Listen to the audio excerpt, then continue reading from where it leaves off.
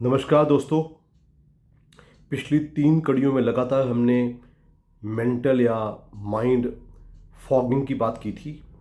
अब हम एक टोटली नए इशू पे आ रहे हैं आज, जिसको हम कहते हैं भाई, आफ्टर ऑल हमारे देश में एक ऐसा ईयरली साइकिल है। सर्दियों के बाद गर्मियाँ आती हैं, गर्मियों के बाद बरसातें आती हैं, फिर सर्दियाँ आती हैं, फिर गर्मियाँ आती हैं। इस साल गर्मियाँ ज़्यादा तेज़ी से आ गई हैं और मोस्टली लोगों को एकदम चकमा हो गया भाई। फरवरी के मिड तक तो सर्दियाँ चल रही थी, एकदम गर्मियाँ कैसे आ गई। और ये माना जा रहा है कि आने वाले दिन में एकदम दिन का टेम्परेचर 35, 36, 37, 38 तक जाएगा और रातों में भी टेम्परेचर खूब खूब बढ़ जाएगा। तो हर साल ये होता है, लेकिन हम आम लोग आर टेकन अनअवेयर्स। वो कैसे इसकी तैयारी करें जिससे वो ना चाही बीमारी से और ना चाही असुविधाओं से बच सकें। अगर अभी तक आपने मेरा YouTube हेल्थ चैनल घर का डॉक्टर जानकारी ही जीवन है या आपने लाइक, शेयर या सब्सक्राइब नहीं किया है तो अवश्य कीजिएगा। बेल आइकन जरूर दबाइएगा ताकि अगली बारी मैं जो भी ऐसी जानकारी दूं वो आपकी रोज़मर्रा की ज़िंदगी में, व्यवहारिक ज़िंदगी में आपको मदद दे और आप अपनी रक्षा कर पाएँ, वो अपने स्वास्थ्य की देखभाल कर पाएँ। अब बातचीत गर्मी एकदम आई तो क्या होता है। सबसे पहले तो जो बच्चे हैं, बड़े बूढ़े हैं, वो अपने कपड़े एकदम जो वूलन्स है वो डिस्कार्ड कर देते हैं। और उससे क्या नुकसान होता है कि जो हमारा बॉडी होता है, जो हमारा शरीर होता है, एकदम उसकी आदत नहीं डाल पाता है। तो एकदम जो हमारी जो मौसम चेंज की बीमारियां होती हैं, जो कुछ वायरल्स होते हैं, जो खांसी ज़ुकाम होते हैं, वो जल्दी लगने का डर हो जाता है। दूसरा, वही बात आ जाती है कि अगर मैं पंखा चलाता हूँ, एसी चलाता हूँ तो मुझे नुकसान होता है, अगर मैं नहीं चलाता हूँ तो मुझे असुविधा होती है कि गर्मी लग रही है जी। सेम वे, ठंडा पानी, एकदम चिल्ड पानी पीने का दिल करता है। जितना हम चिल्ड पानी पीते हैं उतनी ही गले की खराबियाँ और दूसरी खराबियाँ ज़्यादा होती हैं। तीसरा, सबसे कॉमन हमें जो आदत होती है बाहर खाना खाने की।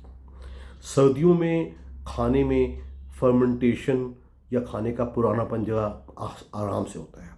गर्मियों में वही खाने बड़ी जल्दी ख़राब होते हैं।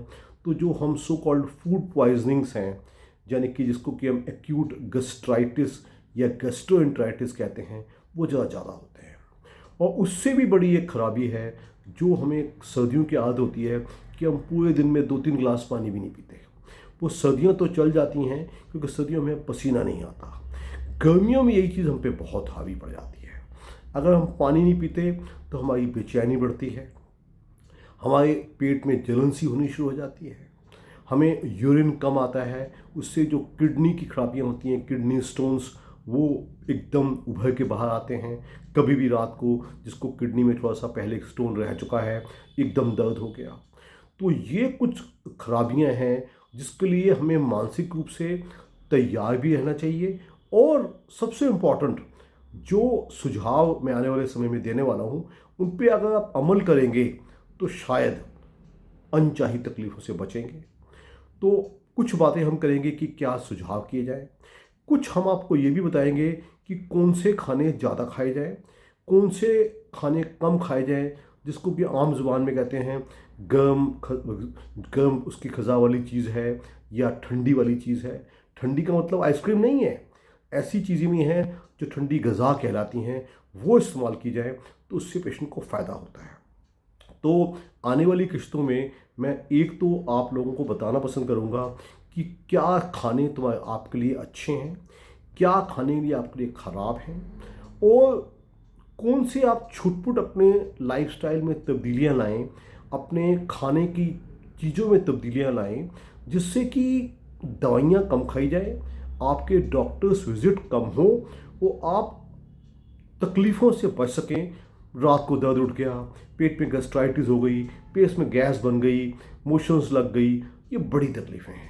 मेरा गला ख़राब हो गया जी, मेरे गले में दर्द है जी, मुझे बुखार आ गया जी।